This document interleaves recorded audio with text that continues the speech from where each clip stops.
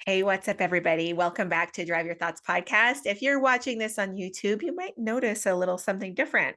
That's right. I'm coming to you from my office. Welcome, welcome. We've got a lot going on in the background. Oh my gosh. You got to love the joys of actually recording things. Okay, so let's just jump right into it. I was thinking today my junior in high school is taking the ACT. Now she woke up, she had a really great breakfast. She's been studying a ton for this. And as a parent, of course, we want our kids to do well on things like this, but also kind of being on the other end of it. I'm like, listen, does this determine your future? Not really. Does it help you get a leg up? Absolutely. But a couple months ago, my husband and I were out with some friends. There were four of us. We were out to dinner and we were talking about the ACT. And we kind of cajoled one of our friends who told us that he, in fact, got a 36 on the ACT. If anybody's not aware of the ACT, that's like a perfect score, essentially. Very, very brilliant, bright guy. His wife got, I think she said high 20s, I think. And then we were talking just about the difference of how all of us had fared basically in our lives, and that the AP test really wasn't the thing that was the catalyst that like helped us get success. And so we were talking about just, having success within our field as entrepreneurs, as different things. And it was just so fascinating to see like how we had so many different takes on the ACT and what it meant in our lives, but how at that moment we all kind of thought like that was the end all be all. So the first time I took the ACT, I actually had to go back and look at my scrapbook. Shout out to my mom for actually making us scrapbooks, but she put my ACT. I took it twice. The first time I took it, I got an 18. So I wasn't even in the 20s. And I was devastated. I thought I was really stupid. I really struggled. I am a really great reader, reading comprehension, that type of stuff, really, really high. I actually was trained to speed read, totally different topic, but so reading comprehension and everything to do with reading, so high. Math, awful. Science, like struggled. And so I noticed that when I took the ACT the first time, I had all of like, I didn't want to tell my older brothers what score I had gotten. Like it was a huge deal. And then I took it the second time and I think I got like a 23 or 24, something like that, after really, really struggling to study and do all of that. So there's like a whole side topic there of like going after what you want until you get it. But also, I think that we have to kind of look and gauge our lives around like, what is the ACT in your life right now? Like, what are you telling yourself? Like, unless I get this thing, like my life is ruined. Because I do think that at some point, we really do need to kind of like question that and judge it. Now, listen, when I'm talking about something being like easier because of that fact, I think that it's really actually pretty easy for us to be able to say, like, yes, that actually does matter. So, like, let's go back to the ACT. So, my daughter takes it today. Let's go ahead and say that she's like our friend and she gets a perfect score. She gets a 36.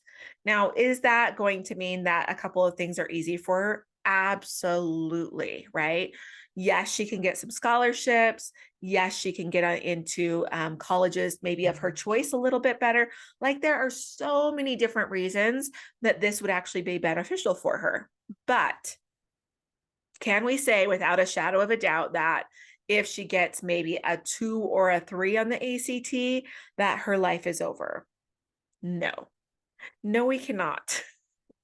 Why is that? Like, why would that not be the thing? Well, because all of us know that the ACT, as much as it is kind of like playing a video game and going to actually get the open that special prize box that has like more lives or something else that's going to be beneficial for the game. It is a helpful tool, but it does also not mean that we have to like game over, everything's done. So most of you are adults that are listening to this podcast.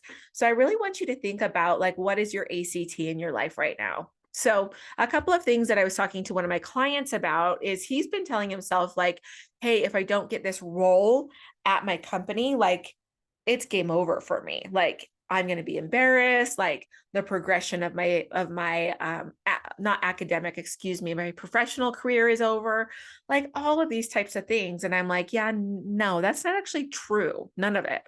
Yes, it would suck. And yes, it would be easier if you were promoted into this role at this specific company, but it is not the end all be all game over. So we were kind of working through this, and turns out he didn't get the job. He was passed over. It actually went to somebody externally. And so then he came back and he was like, okay, now what? And I'm like, is this game over? Like, are you done? Are we putting you out to pasture? And he laughed and he's like, no, of course not.